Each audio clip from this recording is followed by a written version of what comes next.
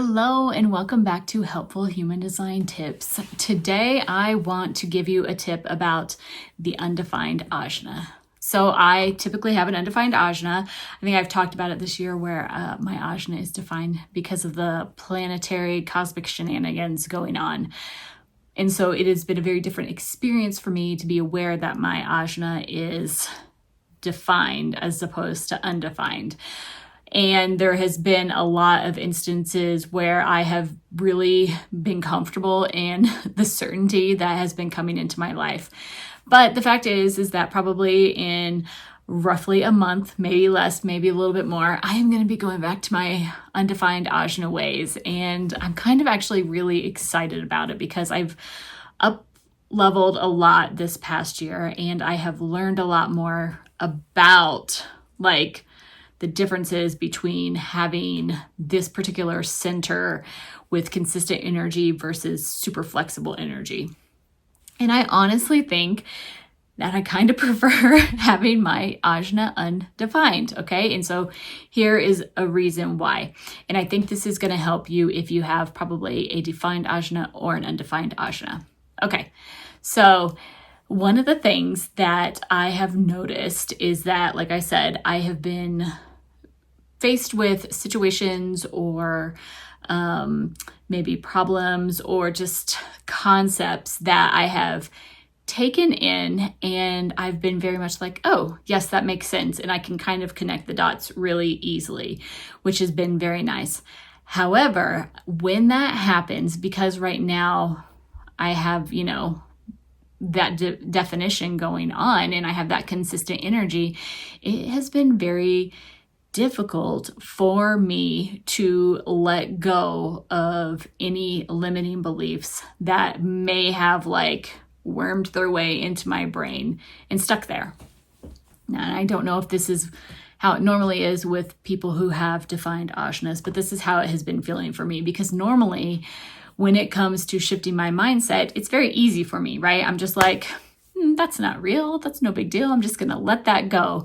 And I have noticed that there have been some things that I have subconsciously been playing in my brain, like programming and everything, that now that I've recognized them, it's a little bit more difficult for me to kind of shift that energy and let them go.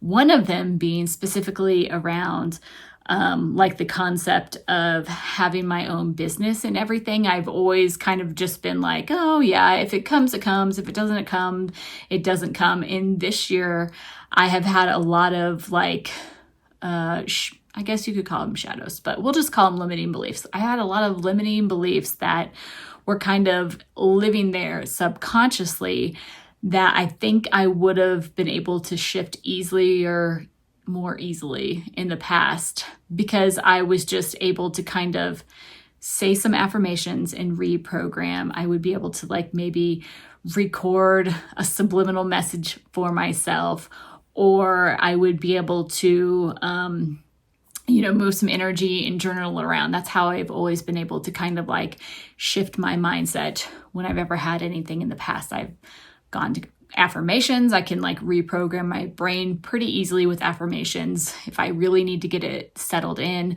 I will record some subliminal messages over some music and play those back to myself.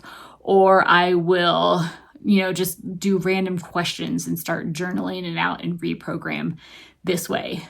But this past year, I have noticed with that consistent energy in there, it's kind of sticking a little bit more than I am used to, and I'm having a harder time moving it.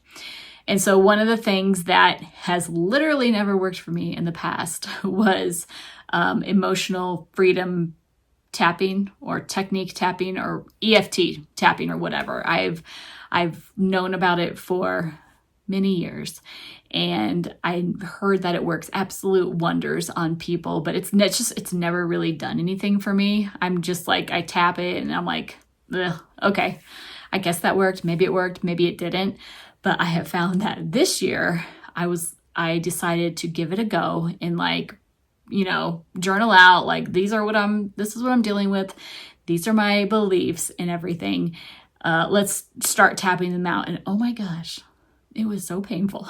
Like literally I could feel the energy being stuck in my body, specifically like in the third eye, like up around the head region, which is where our ajnas are, right? So it's very interesting. So I think that for me in particular, when I'm having energy that's stuck in my body, it's a lot easier for me to move it, tapping it out, or doing physical movement. At least with my defined asana, it feels like I have to do some kind of like physical release in order to unblock any of that mental energy that I'm holding on to. And like I said, this is very new for me because I've never noticed this in the past. I've always been able to like mentally shift it, but this year it just feels a little bit tougher. So depending on if you have a defined ajna or an undefined ajna, try these techniques out, right? If it's undefined, maybe affirmations will work for you just fine. Maybe journaling it out for 15, 20 minutes each day will work just fine.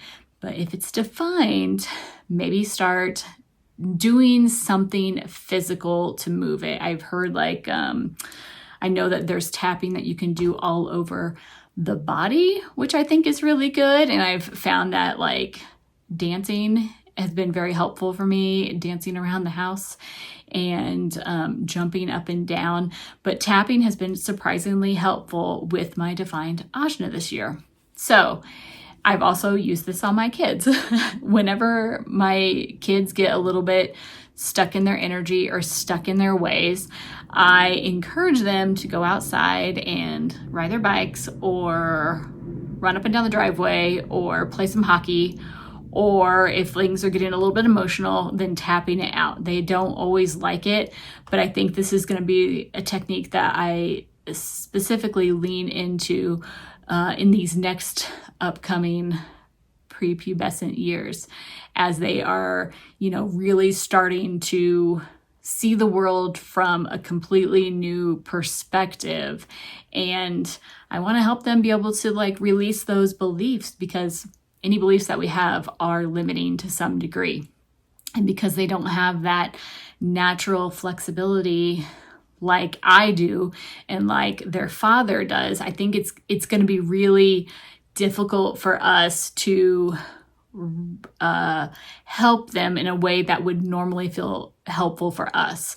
We're going to have to come up with some different strategies in order to help them move that mental energy.